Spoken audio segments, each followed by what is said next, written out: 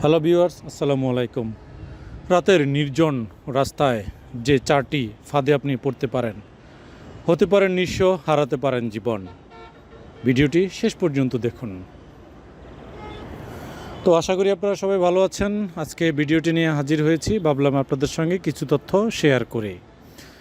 তো আসলে আমরা তো বিভিন্ন সময়ে বাইক ড্রাইভ করি, দিনে রাতে বিভিন্ন সময়ে, কিন্তু মাঝে মাঝে আমাদের রাতের বেলা বাইক ড্রাইভ করতে হয় এবং নির্জন রাস্তা দিয়েও যেতে হয়। তো এই নির্জন রাস্তায় রাতের বেলা যখন আমরা মুভমেন্ট করি, তখন কিন্তু কিছু ধরনের সমস্যার সম্মুখীন হতে হয়। এতে অনেক দুর্ঘটনাও ঘটে থাকে।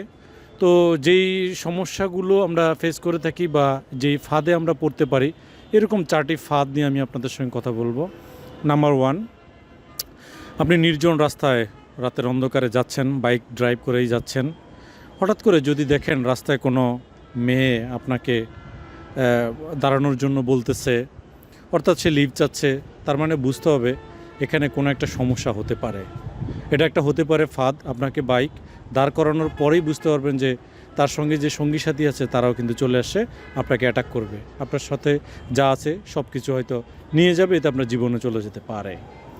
তাই এই ধরনের ফাঁদ থেকে দূরে থাকবেন। নাম্বার 2, আপনি যখন বাইক ড্রাইভ করবেন, বাইক ড্রাইভ করার সময় কিন্তু সতর্কতার সহিত ড্রাইভ করতে হবে। কারণ এই সময় নির্জন রাতের বেলা রাস্তা অনেক সময় রাস্তার এপার ওপার দড়ি টানিয়ে দেয়। কারণ এত রাতের বেলা যখন মানুষের চলাচল থাকে না, তখন কেউ বুঝতে পারে না। রাস্তায় দড়ি টানানোর পরে হঠাৎ করে যখন আপনার বাইকটা সামনে এসে হাজির হবে, আপনি কিন্তু চাইলেই দাঁড়াতে পারবেন না। তখন কি হবে, দড়ির সঙ্গে লেগে কিন্তু আপনি পড়ে যাবেন। পড়ে যাওয়ার পরে আপনার কী ক্ষতি হলো সেটা কিন্তু বিষয় না। তাদের লক্ষ্য আপনার বাইক চুরি করা, অথবা আপনার সঙ্গে যা আছে সব কিছু তারা নিয়ে যাবে। তো এই জন্য রাতের অন্ধকারে নির্জন এলাকায় বাইক চালানোর সময় আপনাকে গতি মেনটেন করতে হবে। গতি নিয়ন্ত্রণে যদি না রাখেন, তাহলে এই ধরনের সমস্যায় আপনি পড়তে পারেন। এই নির্জন রাস্তায় হঠাৎ করে যদি দেখেন আপনার রাস্তায় মোবাইল পড়ে আছে, লাইট জ্বলছে, ডিসপ্লে জ্বলছে, এটা একটা ফাঁদ। এটা একটা ফাঁদ। কারণ হলো, আপনি যদি লোভে পড়ে এই মোবাইলটার জন্য আপনি দাঁড়ান, সাথে সাথেই দেখবেন আপনি একটা বিপদের সম্মুখীন হচ্ছেন। কেউ না কেউ এসে আপনাকে অ্যাটাক করতেছে এবং এর একটা সঙ্গবদ্ধ থাকে। তখন নির্জন রাত, যেহেতু নির্জন এলাকা, আপনার কিছু করার থাকবে না, আপনি নিঃস্ব হবেন, আপনার জীবনও হারাতে পারেন।